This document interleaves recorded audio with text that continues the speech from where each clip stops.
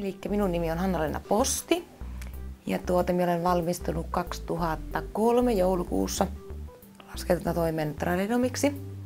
Ja sieltä siirryin sitten työelämään silloin heti 2000, vähän ennen valmistumista 2003 kesällä. Marraskuussa 2011 siirryin sitten toiseksi konttorijohtajaksi tänne Kemin Nordeaan ja mentoroinnissa olen ollut mukana vuodesta 2010.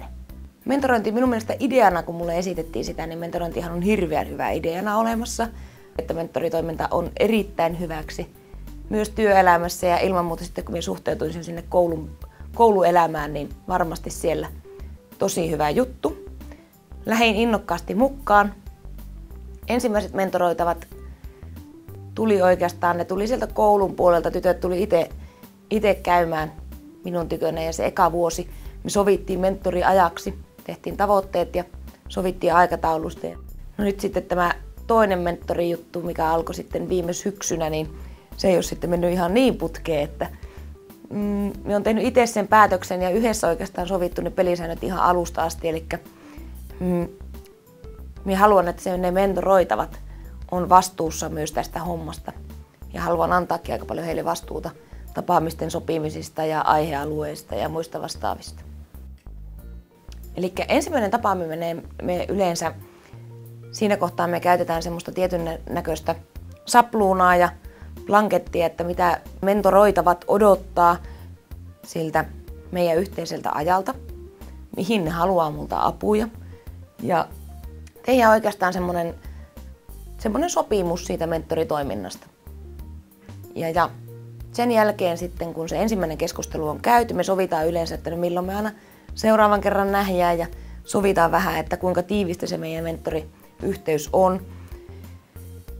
Ja sen jälkeen me sovitaan, että niillä mentoroitavilla tai mentoroitavalla on aina yksi haaste sille mentorikerralle.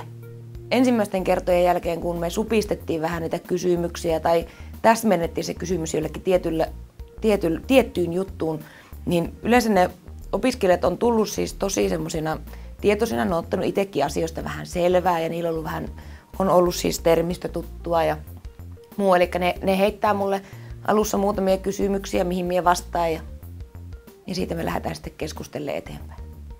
Että kun mentoroitavalla on kuitenkin on olemassa semmoinen vastuu siitä keskustelun aiheesta, niin se, että he on ottanut hirveän hyvin sen itselle ja tavallaan hakenut semmoista teoriatietoa siitä jutusta jo etukäteen, niin totta kai siitä itsekin saa aina vähän niin kuin lisää sitten itsellekin.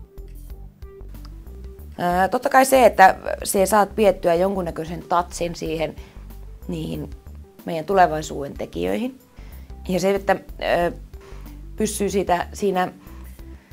siinä ajan hermoilla ja ajassa kiinni, koska koululla kuitenkin niillä opetetaan aina niitä uudenlaisiakin johtamisen menetelmiä ja muita, niin kyllä mä oon kokenut senkin hyväksi puoleksi siellä. Periaatteessakin on vaan ajankäytön hallintaa.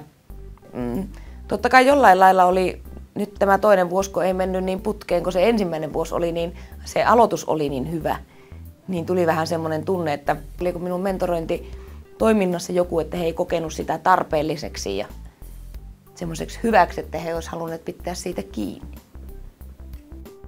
Minä uskon, että niillä kaikilla kolmella taholla on yksi selittävä tekijä ja se on, että me saadaan tulevaisuuden tekijöitä tänne töihin. Ja ne saavat jollain lailla ne mentoroitavatkin jalan sinne firman oven väliin, mistä se mentori on olemassa. Eli heillä on joku tuttu tyyppi, keltä mennä kysymään siellä, esimerkiksi töitä. Eli kyllä minä uskon, että se tavallaan se tulevaisuuden turvaaminen, varsinkin sen opiskelijan ja yrityksen kannalta on iso tekijä. Alumnitapaamisia meillä on muutaman kerran vuodessa.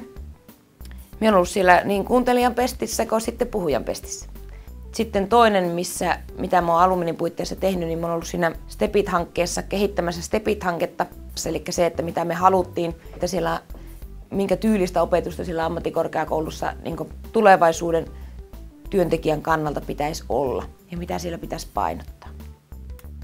Ja kolmas juttu alumnijutusta niin on totta kai koululaitosvierailut, eli useampaan otteeseen olen ollut siellä ammattikorkeakoulun puolella puhumassa sitten yleisestikin raha-asioista ja esittelemässä Nordea siellä.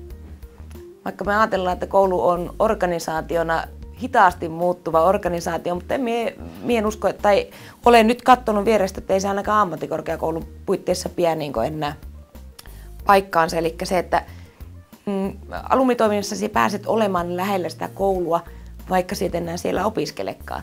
Eli sinä tiedät, mitä siellä tapahtuu, minkälaisia projekteja niillä on. Me ollaan Nordeana käytetty aika paljon hyväksi esimerkiksi liikeakatemian puolta. Eli sieltä on ollut meidän asiakastilaisuusjärjestelijöitä ja muita vastaavia. Eli ollaan saatu, ja ne oppilaat on oman yrityksen puitteissa työllistynyt Nordealta. Ja me totta kai siinä sivussa sitten katsotaan, että josko me löydettäisiin sitten tulevaisuuden tekijöitä siitä porukasta.